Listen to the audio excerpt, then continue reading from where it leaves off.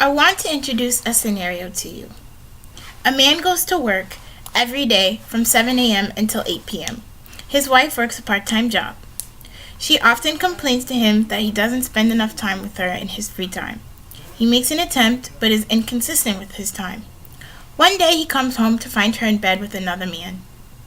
When he freaks out on her, she blames him and tells him that if he had just given her what she wanted, she would have never needed to look elsewhere to find it.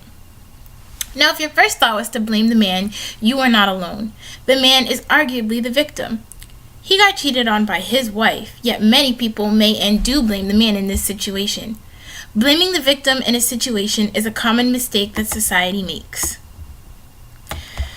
Now, the case of the man being cheated on is a minor case, but it becomes an even bigger issue when it involves more devastating acts. For instance, when a female or male is sexually assaulted, it is common for people to ask what the female was wearing or why she put herself in a situation where assault can happen.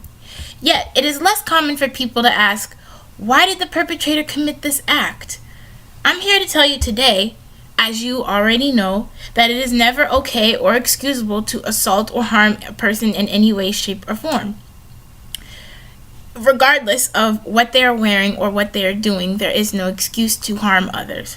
By asking the victim of a harmful event, whether it be cheating or assault, robbery or abuse, or so on, why they didn't just leave or what possessed them to make the decisions that they did, you unknowingly give the perpetrator more power.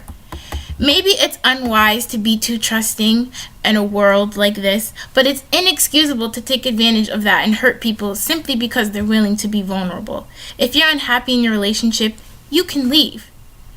If you see a woman scantily clad in revealing clothing, you have enough self-control not to attack them. If someone leaves their car doors unlocked, you have enough sense to know that stealing their car is a crime.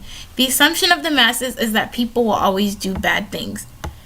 And it's better to be smart and protect yourself than to scold or stigmatize the criminal act, because it's always going to be that way. Perhaps if we start scolding the burglars, the rapists, the cheaters, and any person who puts someone in the position where they are the harmer and someone else is the harm, less of these incidents would happen. Many may say that this is an unrealistic idea, as unrealistic as the ending of world hunger or promoting world peace. But ideas like mine become commonplace when every person decides that they don't want to sit and watch bad things happen to people, and they take a step. It starts with everyone. Let's quit the victim blaming and start blaming the perpetrators.